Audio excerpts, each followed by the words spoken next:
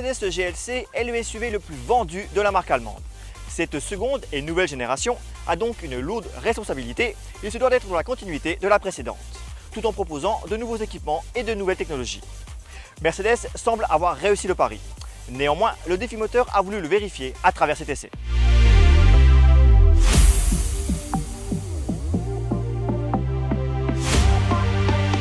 Le nouveau Mercedes GLC évolue stylistiquement mais tout en gardant l'ADN qui a fait son succès. On le reconnaît au premier regard. À l'avant, la calandre est imposante avec le large logo en son centre. Les optiques ont un dessin travaillé, presque agressif.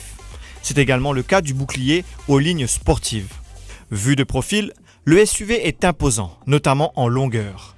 Notre modèle d'essai dispose de jantes de 20 pouces de couleur noire. Elles donnent de la prestance au véhicule. Soulignons aussi la ligne de toit qui plonge légèrement vers l'arrière, donnant ainsi au SUV un léger style de coupé. À l'arrière, les hanches sont musclées et le pare-choc est galbé. Les feux sont effilés. Si vous pensez que l'auto dispose de deux imposantes sorties d'échappement, détrompez-vous. Celles que l'on voit sous le bouclier arrière sont factices. C'est désormais une signature stylistique de Mercedes. Dommage.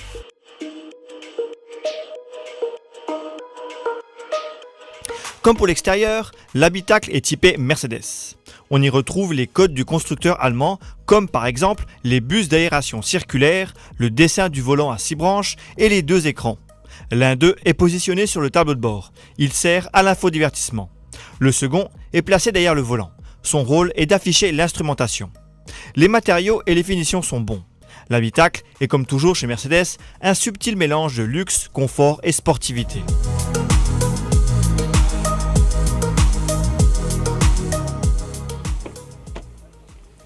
Mercedes, comme d'habitude, ne déçoit pas en termes d'habitacle. Regardez cet intérieur, il est clair, il est lumineux, il est confortable. Les passagers ne manquent pas de place, que ce soit aux jambes ou à la tête. Le coffre est lui aussi spacieux, ce qui fera le plaisir des familles. Le Mercedes GLC ne manque pas d'équipement. On trouve notamment le désormais célèbre et efficace système d'assistant vocal.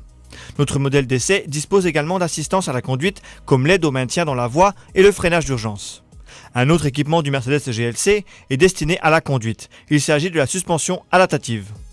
Cette dernière analyse la route et adapte instantanément la suspension afin d'assurer aussi bien du confort que de la tenue de route. C'est donc l'occasion de prendre la route afin de tester ce système. La suspension adaptative est efficace. L'auto se montre confortable peu importe les conditions de route, notamment grâce à une certaine souplesse des amortisseurs.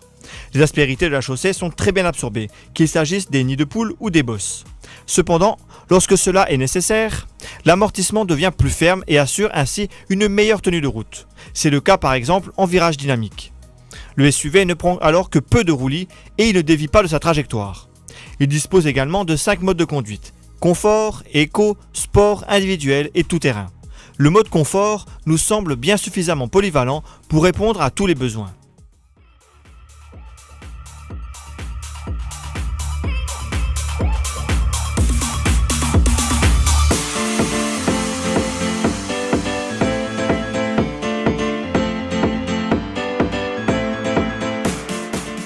Nous avons tout de même 258 chevaux de puissance délivrés par le moteur 2 litres essence associé à un petit moteur électrique. Le freinage se montre correct malgré le poids du SUV. Notre modèle d'essai dispose de la transmission intégrale 4MATIC, un bon point en termes de polyvalence et de sécurité.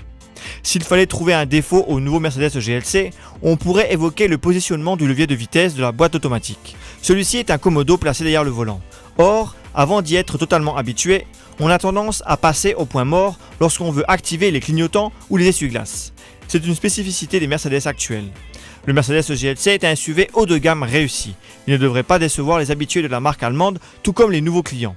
Le SUV est aussi bien confortable que moderne et technologique. S'il n'est pas sportif, il se montre néanmoins suffisamment dynamique et ses suspensions adaptatives sont un point fort. Il est difficile de lui trouver des défauts, si ce n'est ceux de toutes les Mercedes actuelles, c'est-à-dire les fausses sorties d'échappement et le positionnement du levier de vitesse.